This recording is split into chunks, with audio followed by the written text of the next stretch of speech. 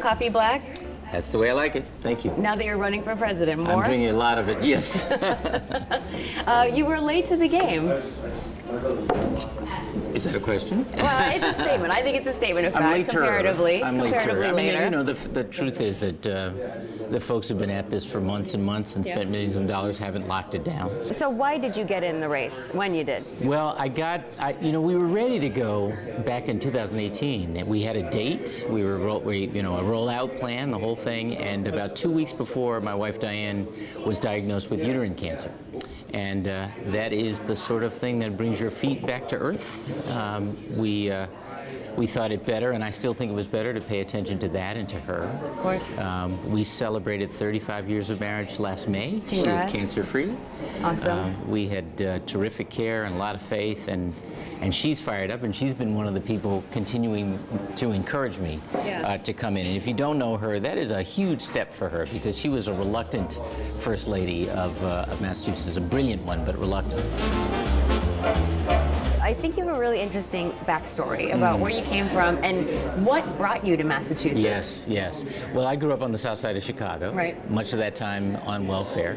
And I went to big, crowded, broken, sometimes violent public schools with nonetheless terrific teachers, really terrific teachers who stayed in my life until their passing. In fact, my third grade teacher was at my inauguration the first time I was inaugurated. Yeah. Was that the one that made this recommendation for you? No, Okay. it was a seventh grade teacher. Okay. Who, when I was in 8th grade, introduced my mother and me to A Better Chance, which was the program whose scholarship brought me to Milton Academy. And I'd never seen the campus before. I showed up the night before class. It's quite something. It was something. It was a different planet. Yeah, for high school, right? Yes, Yeah. right. You know, just straddling those two worlds of the South Side and Milton Academy, where it felt like the price of admission to one was rejecting the other. Yeah, I bet. Taught me that I was going to have to figure out who I was and be that all the time, and that in fact was a way to bridge between differences. And it's a lesson that has come. It's more than come in handy. It's actually been central to most of my adult life. I was wondering if that teacher who kind of recognized something in you, obviously it made an enormous difference in your life, but is that something you try to pay forward, and if so, how? Absolutely. It's interesting you asked me that, because there's sometimes the angels in your life you know by name, and sometimes you don't.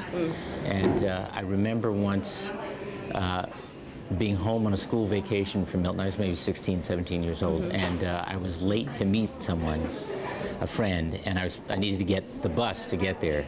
I jump on, and I'm standing at the coin box, which they still had in those days. The bus pulls off, and I realize as I'm standing there, Kerry, that I didn't have enough money for the fare, and looking ridiculous, and I'm sputtering, and the driver looks at me and points to the seat closest to the door, and he says, "Sit down, son." And I think, I'm going to get it. And then he turned back, and his expression softened, and he said, "Just pass it on, son." And it's such a tiny act of grace. Yeah, do you remember it? I do vividly. I've written about it, and it just caught me so as a reminder of, how to be a better man and what we're supposed to do. Is there something about you, and it could be anything, that you think voters don't know yet and that gracious. they should? Wow.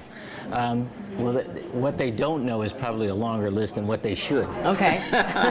I think, folks probably don't know that I'm a kind of an amateur farmer. I grew up, in a very urban environment, Right. but we have a place in western Massachusetts with a bunch of fruit trees and chickens, and I raise bees. I've been keeping bees for 7 or 8 years Really? now. Yeah. No bees, no food. That's true. Yeah. The Democratic field at the beginning was one of the most, maybe the most diverse ever, as it's kind of whittled down a little less so. What is your reflection on that, where we started and where we are now? Beyond the very important point of the diversity of the field as it's represented on the debate stage is whether the issues important to black and brown people, to marginalized communities, are asked of all of the candidates, whether we're represented on the stage or not. Governor Patrick, thank you so much for your time. Thank you.